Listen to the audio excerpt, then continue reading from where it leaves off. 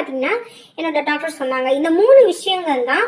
First checkup நான் போனப்ப என்னோட பிரெக்னன்சி ஏதாவது ஸ்கேன்ல பார்ப்பாங்கல்ல, ஸ்கேன் பிளட் டெஸ்ட் எடுத்து வர சொல்லிட்டு பார்த்துட்டு அவங்க கன்ஃபார்ம் பண்ணிட்டு கன்ஃபார்மா பிரெக்னென்ட் தான் அப்படின்னு சொல்லிட்டு சொன்ன விஷயங்கள் தான் இந்த 3 விஷயம்.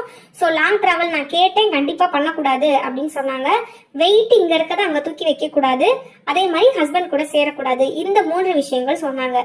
வேற என்னென்ன விஷயங்கள்லாம் பொதுவா பண்ணக்கூடாது பிரெக்னென்ட் ஆனதுக்கு அப்புறம் அப்படின்னு பாத்தீங்கன்னா, கொஞ்சம் இந்த வீடு துடைக்கிறது, அதுக்கப்புறம் பாத்தீங்கன்னா கையில துணி துவைக்கிறது, இந்த மாதிரி விஷயங்கள் எல்லாமே அவாய்ட் பண்றது ரொம்ப நல்லது. ஸோ தனித்தனியா இந்த விஷயங்கள்லாம் யாரும் நமக்கு டாக்டர் வந்து சொல்லியிருக்க மாட்டாங்க, பட் நம்மளே தெரிஞ்சுக்கணும்.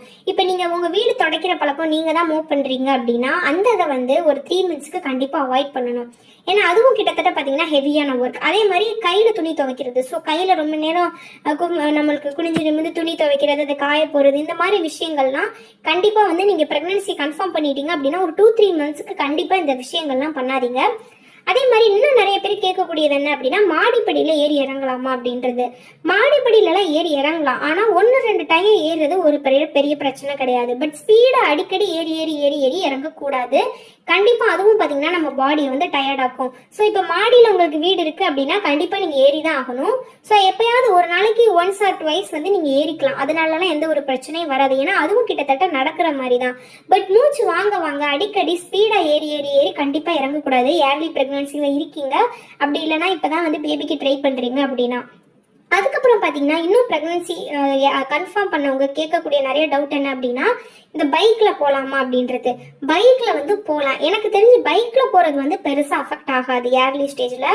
ஆனால் கொஞ்சம் தூரமா இப்போ நீங்கள் வந்து போய்க்கலாம். ஸோ பக்கத்தில் ஒரு 15 மினிட்ஸ் ட்ராவல், ஒரு ½ ஹவர் ட்ராவல் அப்படின்னா ஒரு மீடியமான ஸ்பீடில் வந்து நம்ம லேடிஸ் கூட எப்பயுமே ஜென்ட்ஸ் போகும்போது ரொம்ப ஸ்பீடாக போக மாட்டாங்க. ஸோ நீங்கள் எப்பயுமே ஒரு 15 மினிட்ஸ் ½ ஹவர் அந்த மாதிரிலாம் போகலாம்.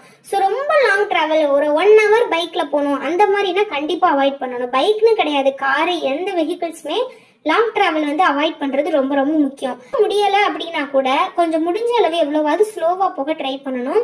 மற்றபடி நார்மலாக வந்து நீங்கள் பைக்கில் போகிறீங்க, இப்போ செக்அப் கிட்டில் செக் பண்ணிட்டீங்க, ஃபஸ்ட்டு செக்அப்க்கு போகிறீங்க அப்படின்னா அப்போவே